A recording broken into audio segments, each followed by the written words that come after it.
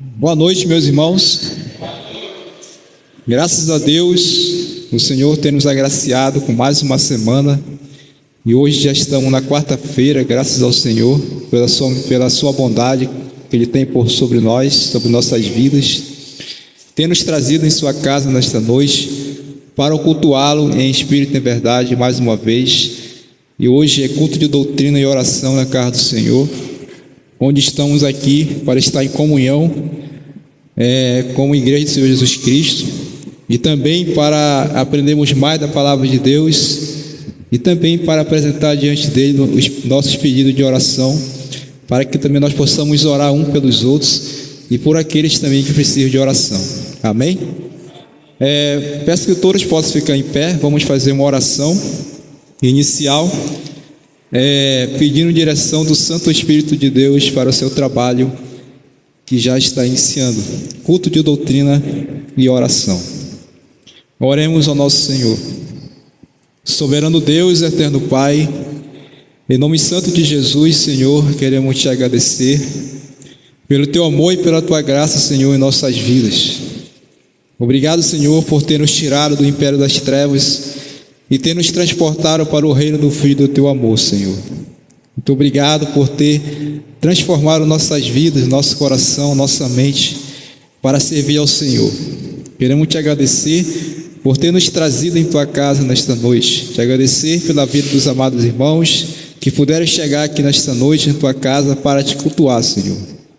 Abençoa também os demais que estão chegando, Senhor, também, que estão a caminho para cá, para a tua casa. Te peço também a tua proteção, a tua guarda fiel também de todo o mal, Senhor, que possa chegar em paz em tua casa. E aos irmãos, às famílias que não puderam vir por algum motivo, te peço também a tua bênção, te peço também a tua proteção, fortalecimento espiritual também, Senhor Deus, para que também logo também eles possam sentir o desejo também, Senhor, de vir nas quartas-feiras em tua casa para ouvir a tua palavra, teus ensinamentos, para estarmos em comunhão também com o Senhor. Ó Deus, em nome santo de Jesus, abençoa tudo que vai ser feito nesta noite. Recebe também a nossa adoração. Em nome de Cristo Jesus é que nós pedimos e te agradecemos. Amém.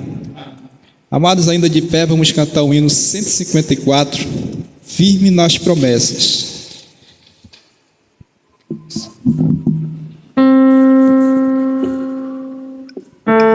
Hino de número 154, Firme nas Promessas. Abra os seus hinários para este hino.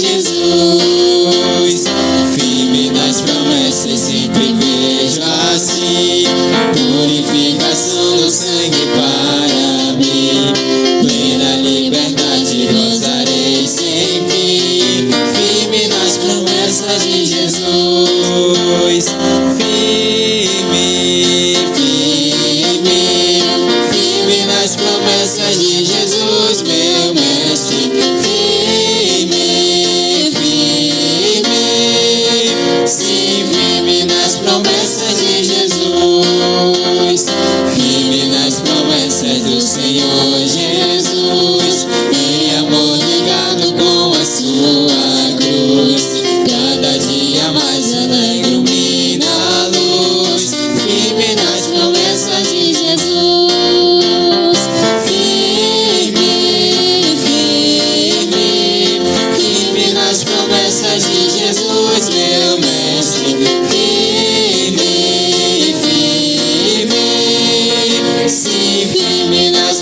graças em Jesus.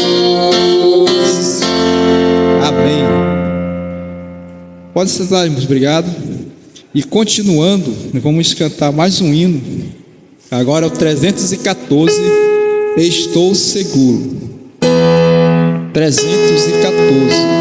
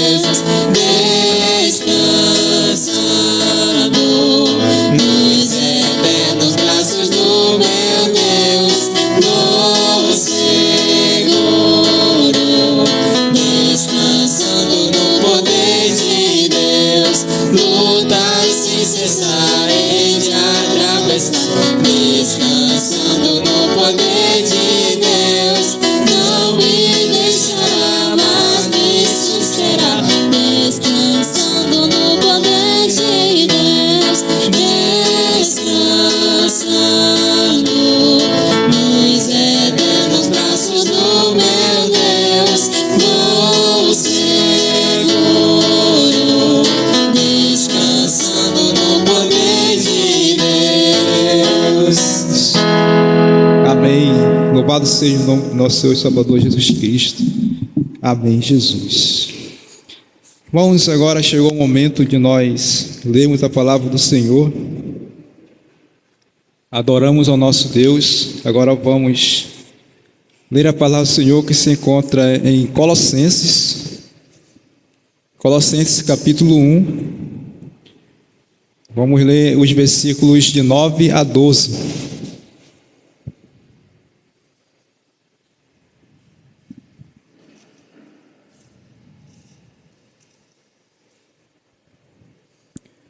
Carta de Paulo aos Colossenses, capítulo 1, versículos de 9 a 12.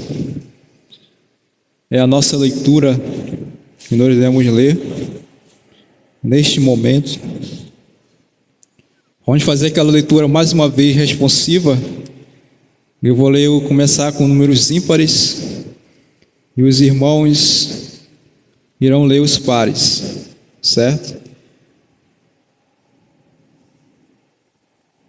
Na verdade, o 12 vamos ler todos juntos, fica melhor, tá?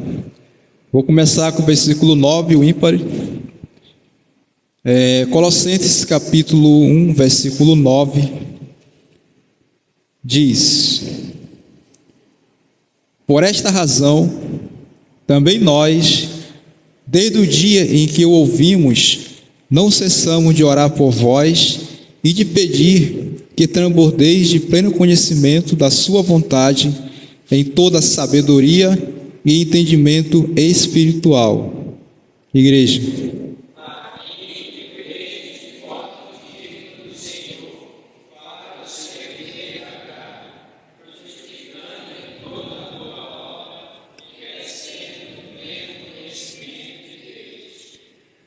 sendo fortalecidos com todo o poder, segundo a força da sua glória, em toda perseverança e longanimidade com alegria, todos, dando graças ao Pai que vos fez idôneos à parte que vos cabe da herança dos santos na luz. Amém. Quero convidar nosso irmão Márcio para fazer uma oração agradecendo a palavra do Senhor. Oremos, Santíssimo Deus e nosso eterno Pai, graças te damos, Senhor, por estarmos mais uma vez na tua presença, na tua casa, Senhor Deus, a igreja, Senhor Deus, nossos irmãos reunidos aqui. Pedimos, Senhor Deus, paz, consolação, Senhor venha, Senhor Deus, está consolando aquele que está, Senhor Deus, triste, Senhor, Senhor venha estar dando alegria, Senhor Deus, saúde ao que está doente, Senhor, e paz àquele que está atribulado, Pai Celestial.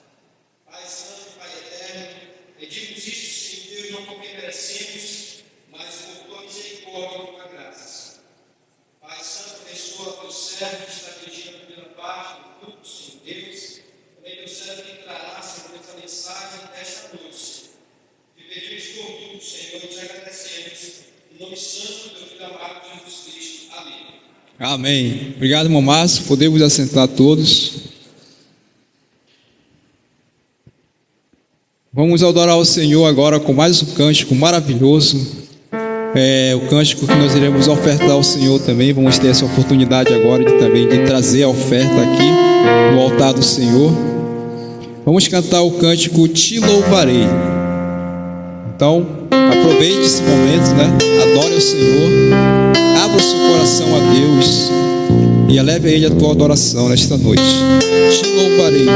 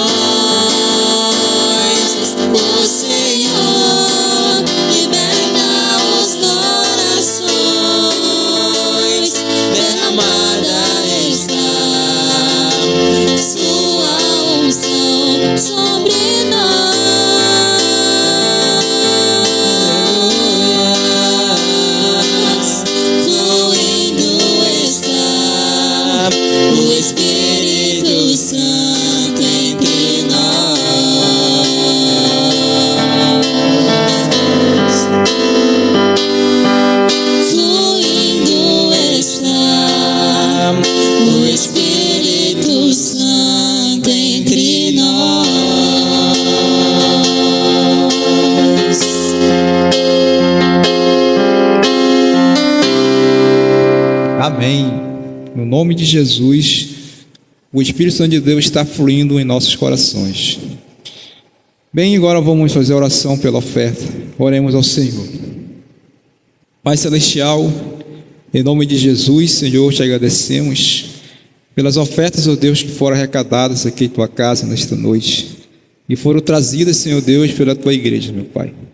Ó Senhor, sabemos, Pai, que são para a obra e mantimento da tua casa, Senhor. Nós possamos administrar da maneira correta, Senhor Deus, as tuas ofertas que são alçadas em tua casa, Senhor, que são para o bom andamento do teu trabalho, para a tua obra, Senhor. Em nome de Cristo Jesus, abençoa, Senhor, aos amados que trouxeram essas ofertas e os que não puderam também, te peço também a tua bênção. E também, Senhor, possa dar oportunidades e condições também para todos, para quando vierem de novo em tua casa, trazer, Senhor Deus, aqui em tua casa as ofertas, meu Pai, conforme o Senhor concede a cada um, Pai. Em nome santo de Jesus é que nós pedimos e te agradecemos. Amém. Bem, agora chegou o momento de nós meditarmos na palavra de Deus. Quero convidar agora o pastor Júlio César, que vai aí trazer suas considerações e também aí o estudo da palavra de Deus.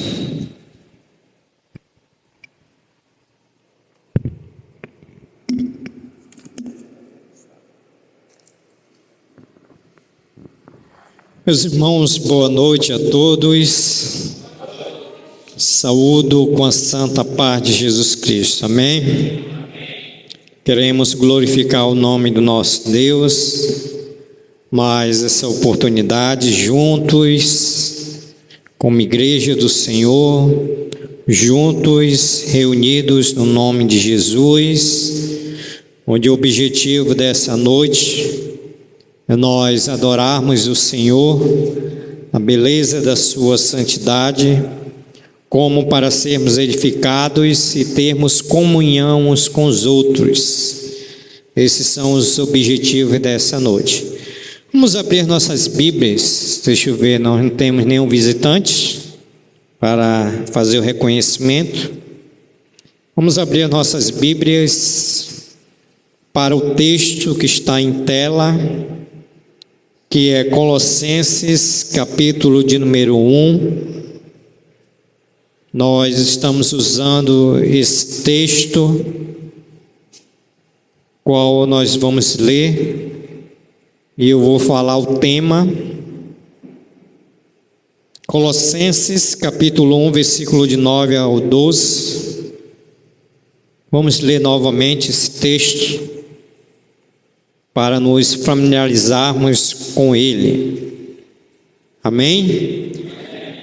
Colossenses, capítulo de número 1, a partir do versículo 9, Paulo diz aos irmãos de Colossenses: por esta razão, também nós, desde o dia em que ouvimos, não cessamos de orar por vós e de pedir que transbordeis de pleno conhecimento da sua vontade, em toda a sabedoria e entendimento espiritual, a fim de viver de modo digno do Senhor, para o seu inteiro agrado, frutificando em toda boa obra e crescendo no pleno conhecimento de Deus, sendo fortalecidos com todo o poder, segundo a força da sua glória,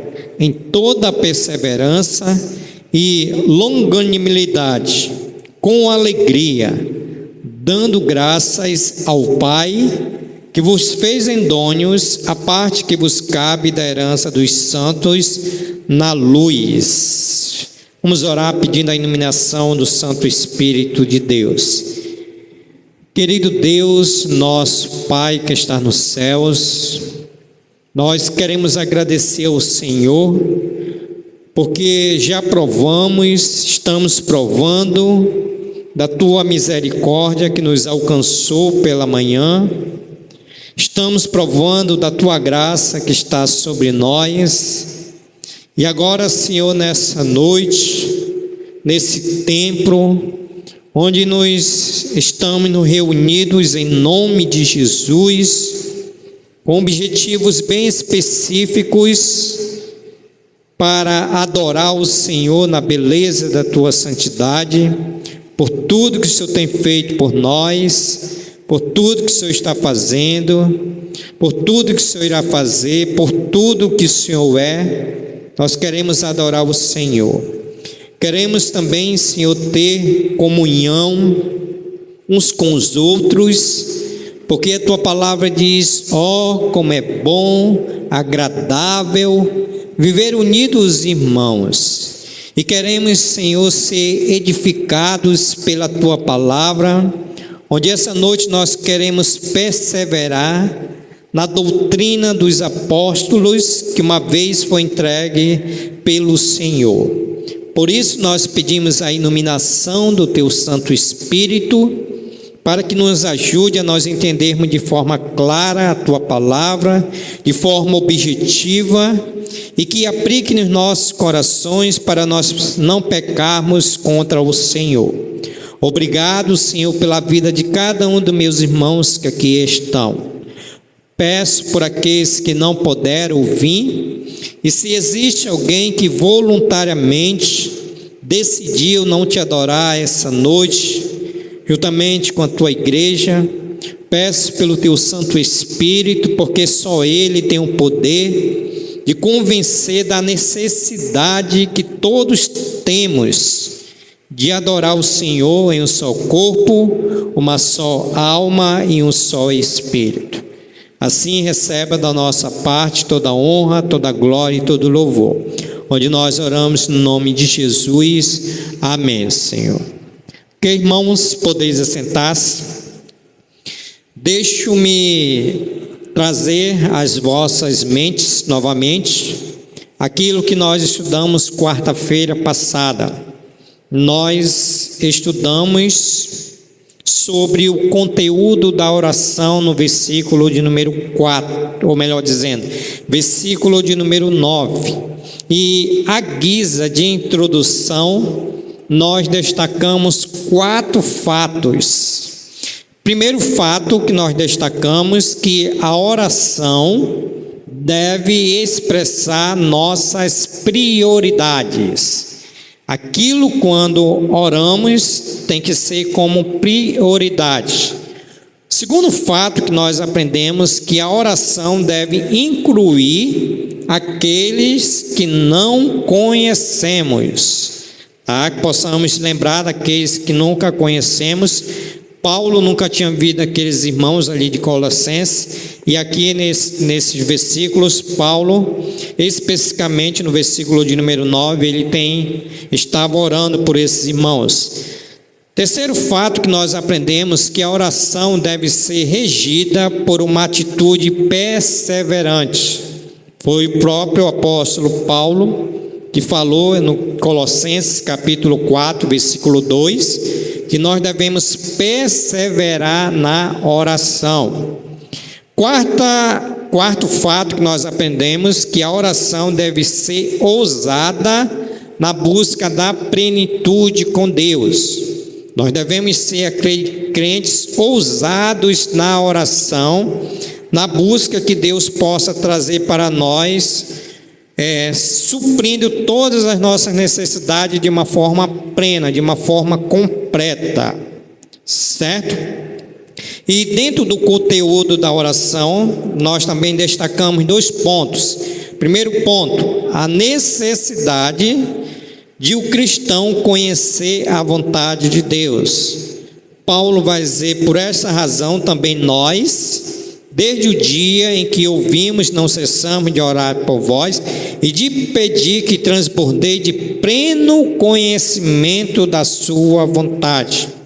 O segundo ponto que nós aprendemos, como o cristão pode conhecer a plenitude da vontade de Deus, o completo de Deus. E nós destacamos 2 caminhos, os 2 instrumentos.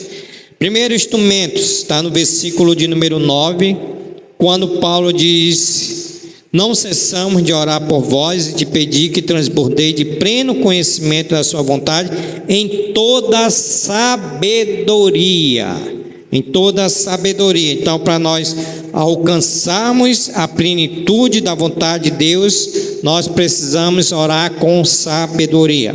O segundo instrumento, Paulo vai dizer ainda no versículo de número 9, depois de toda a sabedoria e de todo entendimento espiritual. Nós precisamos ter entendimento espiritual. E o entendimento espiritual é a forma prática que nós precisamos aplicar nas nossas vidas. E a partir desse momento nós vamos agora ainda nesse texto, mas a partir do versículo 10 e 11, nós vamos ver o propósito da oração. Paulo, ele tinha um propósito. Versículo 10 e 11 nos diz assim: a fim de viverdes de modo digno do Senhor, para o seu inteiro agrado, frutificando em toda boa obra e crescendo no pleno conhecimento de Deus. Versículo 11, sendo fortalecidos com todo o poder, segundo a força da sua glória, em toda perseverança e longanimidade com alegria. Então, Paulo aqui, ele ensina por meio da oração. As orações de Paulo aqui alcançou a teologia pura. Ou seja, nessa oração que Paulo está orando pelos irmãos de Colossenses, ele vai nos apresentar alguns propósitos que são contemplados pelo apóstolo Paulo. E a guisa de introdução, eu gostaria de destacar em primeiro lugar que Paulo estava orando por esses irmãos para combater o engano da heresia gnóstica. Para combater o engano da heresia gnóstica. Ou seja, os gnósticos estavam ameaçando a igreja no primeiro século como se fosse um dilúvio, e essa heresia invadiu até o segundo século. Mas a partir do início do terceiro século, todas aquelas congregações do Império Romano estavam já afetadas por essa heresia do gnosticismo. Nós aprendemos lá o que os gnosticismos ele pregavam. Nós vimos lá isso lá no livro que nós estávamos estudando em 1 João, que esses gnósticos eles tinham como heresia, e não acreditavam na encarnação de Jesus Cristo. Eles acreditavam que para ter a salvação precisava ter um conhecimento. Então eles estavam disseminando essa heresia na igreja de Colossos. E Paulo aqui, ele ora para esses irmãos para que venha, através da palavra de Deus, combater o engano da heresia. E para clarear nossa mente, irmãos, eu gostaria aqui de destacar 4 heresias presentes no Novo Testamento. Eu disse para os irmãos que a partir do terceiro século, todas as igrejas, congregações já estavam corrompidas com a heresia dos gnósticos. E eu gostaria aqui de destacar 4 heresias dos gnósticos na igreja do Novo Testamento. Vamos começar com 1 Coríntios, só para nós entendermos por que Paulo aqui está combatendo o engano da heresia dos gnósticos. Eu quero destacar a igreja de Corinto, 1 Coríntios, capítulo de número 8. Nós temos aqui que os gnósticos, eles estavam se deleitando, ou seja, estavam se deleitando no conhecimento. 1 Coríntios, capítulo 8, versículo 1. Olha o que Paulo diz para eles. 1 Coríntios 8, 1. No que se refere às coisas sacrificadas aos ídolos, reconhecemos que todos somos senhores do saber. O saber ensoberbece, mas o amor edifica. O que estava acontecendo aqui? Os gnósticos, eles estavam se deleitando no conhecimento. Ou seja, estavam batendo no peito e dizendo assim: nós é que temos o verdadeiro conhecimento. Porque a filosofia dos gnósticos era a espinha dorsal da sua heresia mediante o conhecimento. E Paulo aqui, ele começa a combater e vai dizer: no que se refere às coisas sacrificadas aos ídolos, reconhecemos que todos somos saberes do Senhor. E Paulo vai dizer: o saber ensoberbece, mas o amor edifica. Então, Paulo aqui combatendo a igreja de Corinto. Olha o segundo, 1 Coríntios, folheie sua Bíblia, voltando para o capítulo de número 6. O que eu estou dizendo para os irmãos? Que a heresia gnóstica estava nas igrejas do Novo Testamento. E 1 Coríntios, capítulo de número 6, vamos pegar do versículo de número 12, que aqui que estava pregando? Que o liberalismo sexual estava à vontade, estava liberado. E Paulo combate mais uma vez, 1 Coríntios, capítulo de número 6, quando ele diz: todas as coisas me são lícitas, mas nem todas convêm. Todas as coisas me são lícitas, mas eu não me deixarei dominar por nenhuma delas.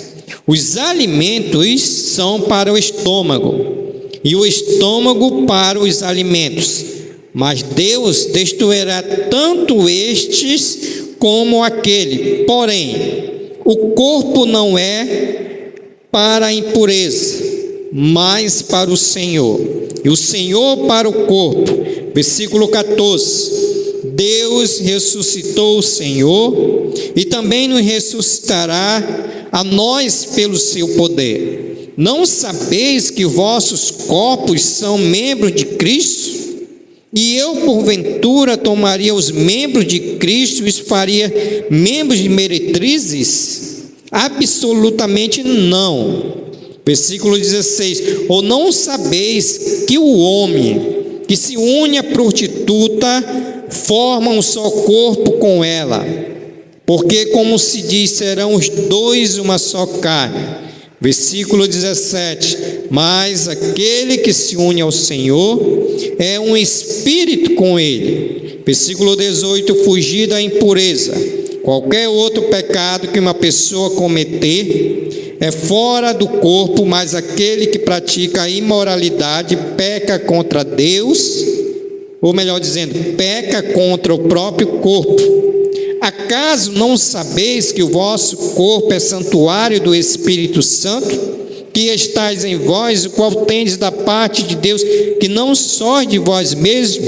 Porque fostes comprado por preço. Agora, pois, glorificai a Deus no vosso corpo. Então, qual é o contexto aqui que Paulo está dizendo aqui? Que o liberalismo sexual, o qual ele estava pregando, poderiam fazer tudo por meio do corpo. E os gnosticismos, nós aprendemos lá na carta de 1 João, isso, né, que ele diz que essa matéria aqui, ela é má, então eu posso fazer o que quiser com o meu corpo. E esses irmãos de Coríntios aqui parece que eles tinham entendido isso. E Paulo está dizendo: não, isso é uma heresia. E a partir do versículo 12, ele vai fazer uma narrativa dizendo o que nós precisamos fazer com o nosso corpo. Versículo de número 19, ele vai dizer: acaso não sabeis que o vosso corpo é santuário do Espírito Santo, e que está em vós, o qual tem de parte de Deus, e que não sois de vós mesmo? E esse corpo ele foi comprado pelo alto preço. Por isso nós devemos glorificar a Deus pelo nosso corpo. Então essa era a segunda heresia. A terceira heresia, eles estavam também negando a ressurreição de Jesus Cristo. Aqui mesmo, em 1 Coríntios, capítulo de número 15, versículo de número 12. As heresias estavam na igreja do Novo Testamento. 1 Coríntios 15, 12. Ele vai dizer: ora, se é corrente pregar-se que Cristo ressuscitou dentre os mortos, como, pois, afirmam alguns dentre vós que não há ressurreição de mortos? Os coríntios também estavam naquela ideia dos saduceus, que não acreditavam na ressurreição de Jesus Cristo, e eles estavam negando a ressurreição de Jesus Cristo. Eu disse para os irmãos numa da nossa mensagem aqui, de domingo retrasado, que Cristo ele ressuscitou. Então essa heresia também estava aqui na igreja de 1 Coríntios, e Paulo vai dizer, combatendo: ora, se é corrente pregar-se que Cristo ressuscitou dentre os mortos, como, pois, afirma algum dentre vós que não há ressurreição de mortos? Então Paulo aqui está combatendo essa heresia, a qual eles estavam pregando sobre a negação da ressurreição de Jesus Cristo. Quarta heresia que estava na igreja do Novo Testamento, 1 João, eles negavam a encarnação de Cristo. Isso aqui nós já aprendemos, Acabei de falar agora há pouco, mas vamos ver se corresponde com isso que ele está falando. 1 João, capítulo de número 4, a heresia aqui é sobre a encarnação, ou melhor dizendo, a negação da encarnação de Cristo. E o apóstolo Paulo vai dizer em 1 João, capítulo 4, versículo 1 ao 3. Ele vai dizer: amados, não deis crédito a qualquer espírito, antes provai os espíritos se procede de Deus, porque muitos falsos profetas têm saído pelo mundo fora. Nisto reconheceis o Espírito de Deus. Todo espírito que confessa que Jesus Cristo veio em carne é de Deus. E todo espírito que não confessa a Jesus não procede de Deus. Pelo contrário, este é o espírito do anticristo, a respeito do qual tendes ouvido que vem e presentemente já está no mundo. Então, mais uma vez aqui o apóstolo João, ele combate sobre a negação da encarnação de Jesus Cristo, quando ele vai dizer: nisto reconheceis o Espírito de Deus. Todo espírito que confessa que Jesus Cristo veio em carne é de Deus. E lá eles estavam pregando também essa heresia. Então, irmãos, voltando para o nosso texto, aqui Paulo ele ora por esses irmãos para combater o engano da heresia gnóstica. Segundo o propósito da oração de Paulo, ele mostra que a plenitude está em Deus e não no conhecimento esotérico. Ele mostra que a plenitude está em Deus e não no conhecimento esotérico. O que era o conhecimento esotérico? Era um conjunto de conhecimento ligado à religião e à filosofia mantida por um grupo de pessoas e passando de geração em geração. Ou seja, esse grupo de pessoas, eles tinham aquele conhecimento filosófico E aqui no sentido aqui que Paulo está dizendo, esse conhecimento era o conhecimento dos gnósticos, e assim eles iam passando de geração para geração. Mas Paulo, ele combate aqui para mostrar que a plenitude está em Deus. A plenitude está em Deus. A plenitude não está no conhecimento, a plenitude não está não está nos gnósticos, mas a plenitude está em Deus. A palavra grega, irmãos, para plenitude aqui é pirolama. Era uma espinha dorsal do ensino gnóstico. Seja aquela espinha dorsal, a principal que eles pregavam, que a plenitude não vinha de Deus, mas sim do conhecimento. E Paulo está dizendo não. Paulo está mostrando que a plenitude está em Deus. Ou seja, os falsos mestres estavam ensinando que as suas plenitudes sempre vinham do conhecimento. E até hoje nós temos que alguns filósofos, eles querem provar a teoria da criação. Eles querem provar que Deus não foi aquele que criou todas as coisas. Foi por meio da ciência, foi por meio do Big Bang, mas eles não acreditam que foi por meio de Deus.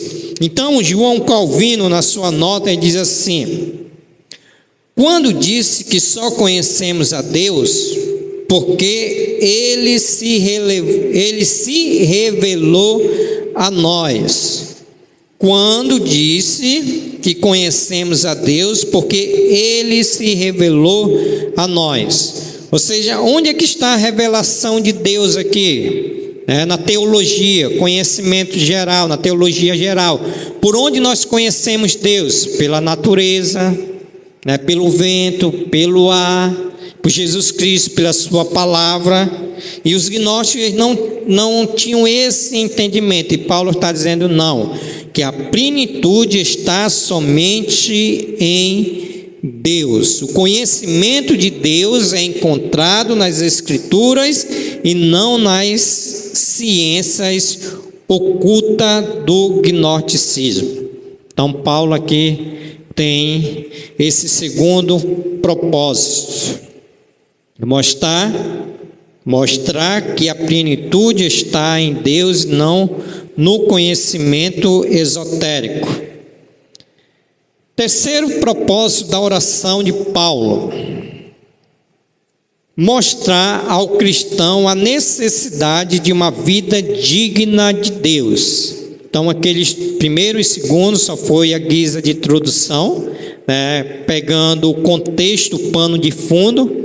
Agora, Paulo aqui no versículo de número 10, ele vai mostrar ao cristão a necessidade de uma vida digna de Deus. Olha o versículo de número 10, parte A. A fim de viver de modo digno do Senhor. Paulo está orando aqui por esses irmãos, está dizendo assim: irmãos, eu quero, a minha oração é que vocês vivam de uma forma digna do Senhor. Ou seja, o conhecimento deve nos levar à prática. Paulo, aqui no versículo de número 10, parte B, ele vai dizer: crescendo no pleno conhecimento de Deus. Só, irmãos, que não basta ter somente conhecimento. Não basta ter somente conhecimento. Não basta ter informação certa.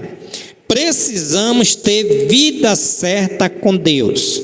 Porque o que tem acontecido? Tem muitas pessoas que têm o conhecimento, mas não têm a prática. Então, o conhecimento, ele precisa andar com a prática.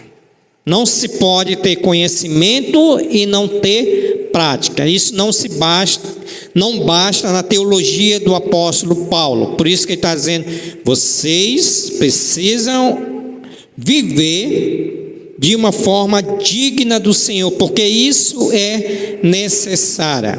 E o que é viver de uma forma digna de Deus? É o mesmo que imitar a Deus. Como é que nós vivemos de uma forma digna de Deus? É imitar a Deus, é andar como Jesus andou e ser santo como Jesus é santo. Vamos para Efésios. Como que nós vivemos uma vida digna de Deus, imitando a Deus? Efésios, capítulo de número 4. Olha o que o próprio apóstolo Paulo vai dizer. Efésios 4. Aqui ele roga aos irmãos de Éfeso. Efésios capítulo número 4, versículo 1 diz: rogo-vos, pois eu, prisioneiro no Senhor, que andeis de modo digno da vocação a que fortes chamados. Paulo aqui também orando por esses irmãos de Efésios, ele roga. Nós já aprendemos que rogar é mais do que pedir. Rogar é um grito. Paulo está gritando aqui: rogo, irmãos, eu, prisioneiro, estou preso aqui, que vocês andem de modo digno da vocação que vocês foram chamados. E vocês foram chamados para viver uma vida digna de Deus, imitando a Deus. E o próprio apóstolo Paulo, ele corrobora com isso, quando ele vai falar aos irmãos de Filipenses, capítulo de número 1, versículo 27, Filipenses 1, 27, ele vai dizer: vivei acima de tudo, em primeiro lugar. Filipenses 1, 27, vivei acima de tudo por modo digno do Evangelho de Cristo. Então Paulo mais uma vez chama a esses irmãos agora viverem do modo digno desse Evangelho de Jesus Cristo, qual foi o que o transformou. Então lá ele diz para os Efésios, rogando para viver de modo digno de Deus, e aqui do modo digno do Evangelho, porque foi esse Evangelho que transformou. E por último, ainda Paulo, 1 Tessalonicenses, capítulo de número 2, versículo 12. 1 Tessalonicenses 2, 12. Agora Paulo aqui ele exorta. Paulo aqui acho que orou tanto, e aqui ele não vou nem mais orar, agora eu vou exortar, agora eu vou corrigir, agora eu vou disciplinar. Ele vai dizer: exortamos, consolamos e admoestamos para viver por modo digno de Deus, que vos chama para o seu reino e glória. Então Paulo aqui mostrando para esses irmãos de Colossenses: irmãos, vocês precisam viver de modo digno do Senhor. Russell Shedd, eu achei interessante essa ilustração dele, em memória, que já está nos santos céus. Ele ilustra dessa forma, irmãos, como nós vivemos de modo digno de Deus, como de imitar a Deus. Ele ilustra de uma forma de uma balança. Pense numa balança, naquela balança que tem 2 pratos. Estão pensando aí?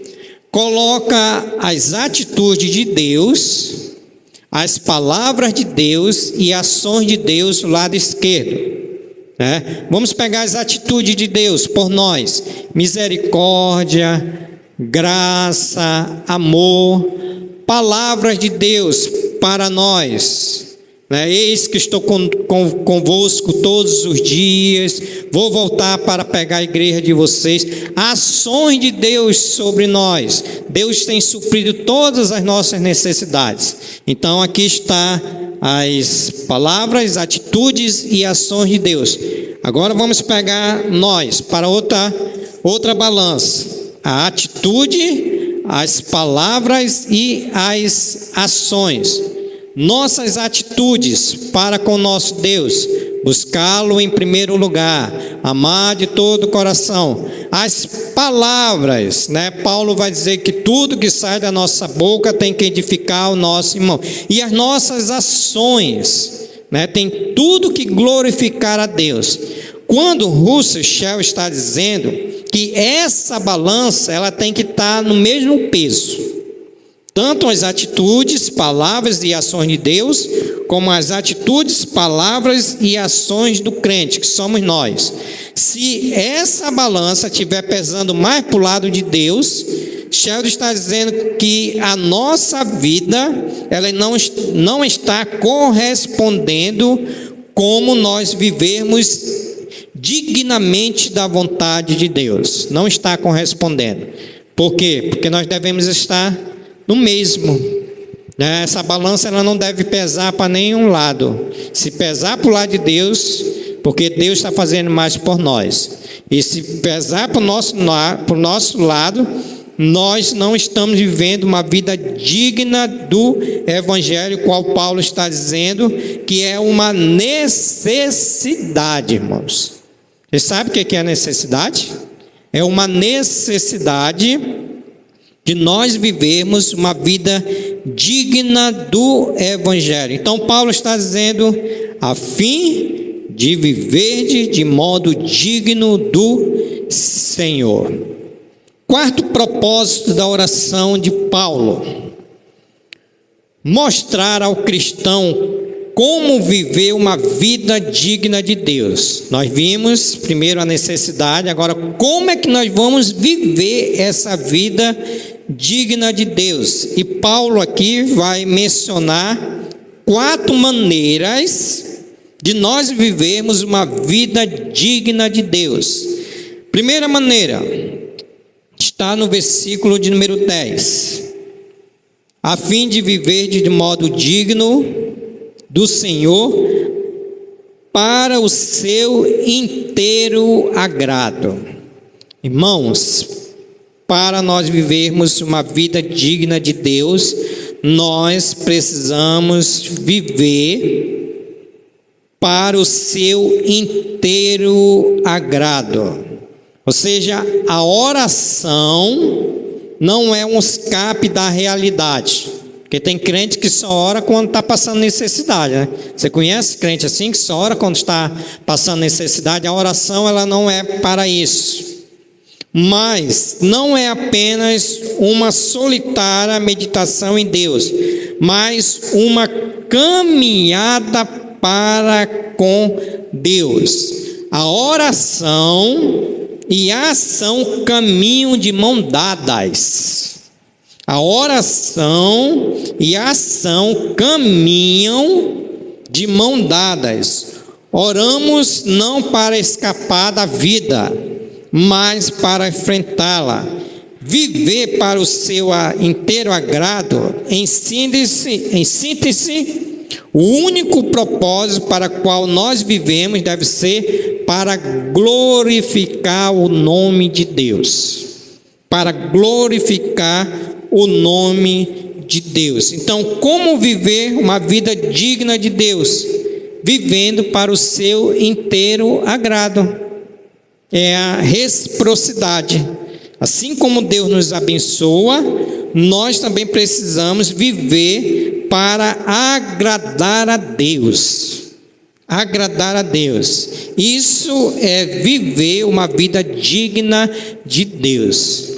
Irmãos, a dificuldade está sendo no dia de hoje que tem crente que não vive inteiramente para agradar a Deus.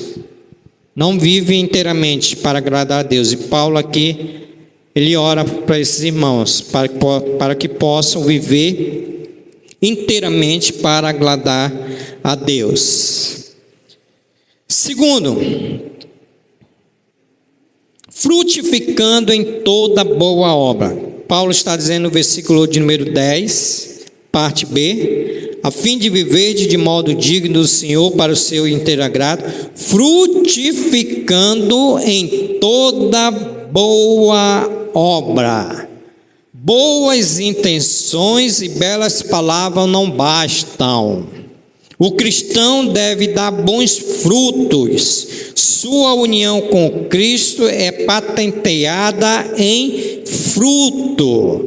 Para nós vivermos uma vida digna de Deus, nós precisamos frutificar em toda boa obra. Paulo já havia falado isso no versículo de número 6, quando ele vai dizer: está produzindo fruto e crescendo. Vamos abrir nossas Bíblias aí, irmãos, para João. Olha o que o Senhor Jesus Cristo diz com respeito a frutificar em toda boa obra. João, capítulo de número 15, versículo 8. Paulo está mostrando como viver uma vida digna de Deus. E aqui nesse ensinamento, crescendo, ou melhor dizendo, frutificando em toda boa obra. João 15, 8 nos diz assim: nisto é glorificado meu Pai, em que deis muito fruto, e assim vos tornareis meus discípulos. O Senhor Jesus Cristo está dizendo assim, quando vocês derem bons frutos, o fruto de vocês vão glorificar a Deus, e vocês vão ser reconhecidos como meus discípulos. Então, para nós vivermos uma vida digna de Deus, nós precisamos frutificar em toda boa obra. Frutificar. E aqui, irmãos, está um ponto aqui que nós precisamos entender, que para ser discípulo de Jesus Cristo precisa dessas boas obras. Não que as boas obras vai garantir a salvação da pessoa, porque nós fomos salvos para andarmos em boas obras. Mas o que eu quero dizer assim? Que quando o crente não glorifica, quando o crente não está dando esse fruto que é digno de viver uma vida digna de Deus, ele deve acender um alerta. Porque o Senhor Jesus Cristo está dizendo: e assim vos tornarei meus discípulos. Precisa-se de uma ação. Qual é a ação? Dar fruto. Se não tiver essa ação, não pode ser discípulo de Jesus Cristo. Entende aí o que da questão que eu quero falar?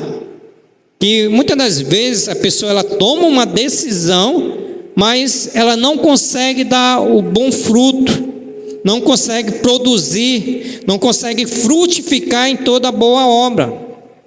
Então, qual é a minha preocupação? Que a igreja possa olhar para dentro de si e ver mesmo se já tomou uma decisão verdadeira em Cristo Jesus, irmão. Porque tem muitas pessoas que se convertem, mas não produz. Lembra lá do autor de Hebreus? Vocês converteram, o tempo que da conversão de vocês já era para vocês ser, olha, mas ainda estou precisando dar leite, não dá para me dar mais alimento sólido. O que está acontecendo? Vocês não estão produzindo frutos. Então Paulo está dizendo para nós vivermos uma vida digna de Deus, nós precisamos frutificar em toda boa obra.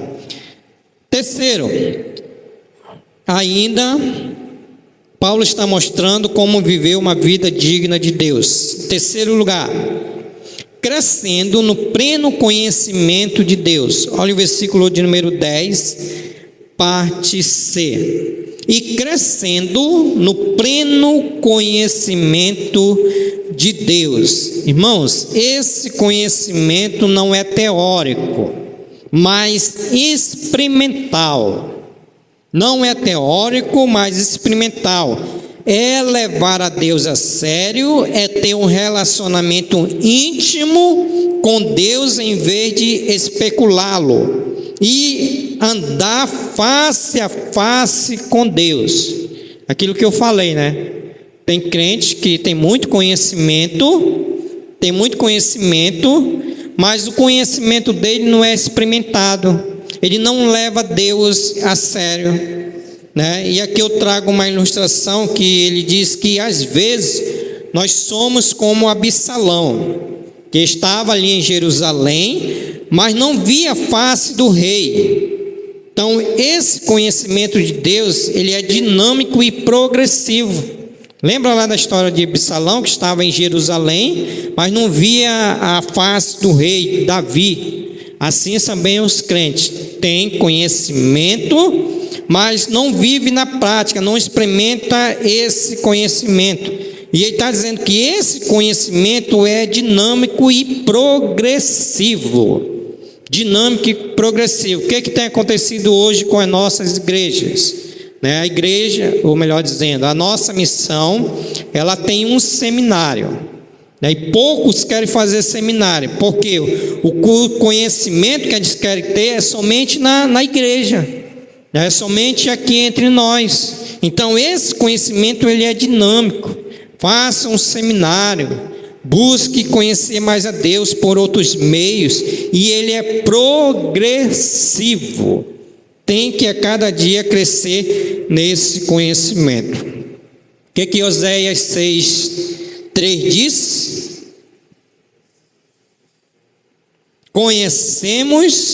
Devemos conhecer e prosseguir em conhecer a Deus. Devemos conhecer e prosseguir em conhecer a Deus. Esses irmãos aqui, Paulo estava orando, irmãos, eu oro que vocês cresçam no pleno conhecimento de Deus, no topo, na plenitude de Deus.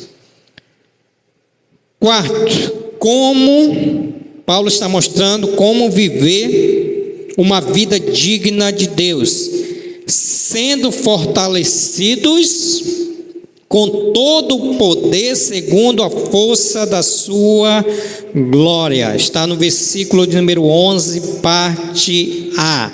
Você não é o que fala, mas o que faz. O grande problema da vida não é saber o que fazer, mas fazer o que você sabe. Então, por meio da oração, nós vamos alcançar não apenas conhecimento da vontade de Deus, mas também poder para realizá-la. Paulo está orando, irmãos, eu quero que vocês cresçam no fortalecimento com todo o poder, segundo a força da sua glória. Eu gostaria de destacar aqui dois poderes aqui. Dois poderes. Primeiro, dinamis, de onde temos a palavra dinamite, o que significa poder inerente. Então, o primeiro poder é dinamite, que é o poder do Evangelho. Lembra do poder do Evangelho? Paulo diz, não me envergonhe do Evangelho, porque é poder, uma dinamite, onde o Evangelho chega, mano, e sai destruindo tudo, a pessoa se converte mesmo. Então esse é o primeiro. A segunda palavra para poder no grego é gratos, que significa poder manifesto colocado em ação. Poder manifesto colocado em ação. É aquele poder que, mediante o Espírito Santo, nós temos e é manifestado, colocado em ação. Por exemplo, irmãos, por que as pessoas não estão se convertendo? Às vezes por falta de poder. Nós precisamos desse poder. Paulo está dizendo que eles precisam ser fortalecidos com todo o poder. Então já tem o poder. Agora Paulo está dizendo com todo o poder, segundo a força da sua glória. Então Paulo pede nesta oração poder sobre poder. Paulo está dizendo: Deus, eu quero que esses irmãos de Colossenses, eles venham ter poder sobre poder, porque poder nós já temos. Ou seja, Paulo está dizendo que ele quer a dinamite de Deus para as nossas vidas. No momento que nós pregarmos a palavra de Deus, no momento que nós darmos um bom testemunho, esse poder sobre poder vai fazer a diferença. Vai fazer a diferença. Mas, irmãos, como nós temos visto a igreja no dia de hoje, falta poder, irmãos, na igreja no dia de hoje. E quando não se há poder sobre poder, nada acontece. Nada acontece. E é isso que está acontecendo com as igrejas. Os irmãos escutam o sermão na EBD, domingo à noite, quarta-feira, nosso caso aqui, né? E não muda nada. O que está acontecendo? Não muda nada. Sempre é a mesma coisa, não está mudando nada. Falta o quê? Poder sobre poder. Paulo, irmãos, eu quero que vocês sejam fortalecidos com todo o poder segundo a força da sua glória. Irmãos, onde há pecado no meio, não vai existir nunca esse poder. O problema é que a igreja no dia de hoje está brincando com o pecado. Nunca vai acontecer o poder, porque não há consagrações de vida, não há uma vida compromissada com Deus, não há uma vida de intimidade com Deus. Lembra lá de Marta e Maria? Maria estava aos pés de Jesus e Marta inquieta, tinha boas intenções, e Jesus disse para ela: Marta, por que andas inquieta? Maria escolheu a boa parte. Então, irmãos, o que nós precisamos? Poder sobre poder, segundo a força da sua glória. Assim, nós vamos viver uma vida digna de Deus. Uma vida digna de Deus. Então, irmãos, aqui encerrou essa sessão.